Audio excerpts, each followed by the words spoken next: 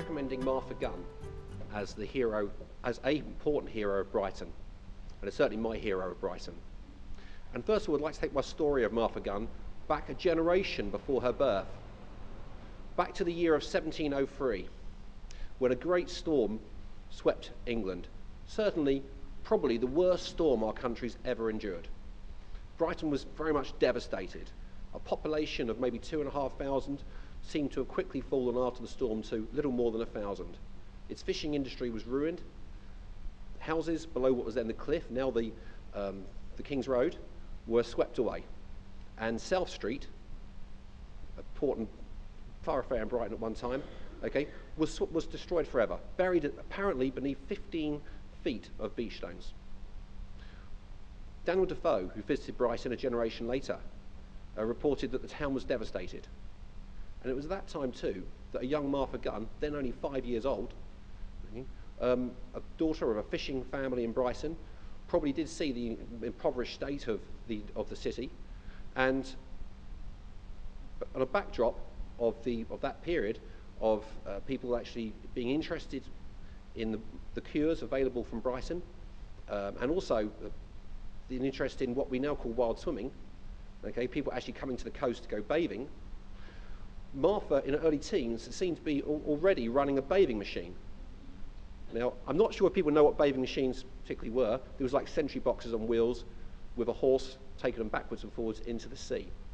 And Martha quickly prospered at running these events. Altogether, she was responsible for 17 bathing machines, and during that time, employed, I would estimate, about 60 or 70 people in the town. She was able to really turn a bit of a disaster, the storms of 1703, 1705, the devastation of the town, almost a New Orleans level event. She was able to actually recover some of the town's business and the fishing folk actually into gainful employment after that time.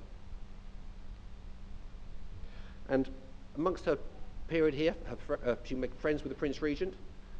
She ran a very successful business from what's now Fishy in East Street, and prospered. At sixpence a dip, I don't know if people are familiar what this actually was. This was actually, she was largely responsible for the bathing of women. She led an army of dippers, typically a carriage with a male driver of the horses, 2 women that would take a woman into the sea and literally dip them in the water and actually swim on occasion with them, and often in quite rough seas too, it would appear. She carried on doing this until the year before her death, which was in 1815, and then aged 88. She lived to be 89 in total. She swam in the sea, I believe, in her life every single day. And I think a testament to the benefits of sea swimming. And obviously 89 was a great age in 1815 for Meg. During Martha's time, the population of the town grew 30-fold. And I would say Martha is very much a hero of Brighton. She turned a real disaster for the city, for the town at the time. Then it was called Brighthelmstone, into a real, she was instrumental in making it successful again. Brighton obviously became a template for holiday resorts and around the world. And she's instrumental in making it successful in England. A lot of other cities follow Brighton's example, for example, Bournemouth, Hastings, etc. And other cities around the world, Durban in South Africa, for example, were classic examples of similar Brighton architecture and development. She really turned Brighton from the place to swim, I believe, into the place to be.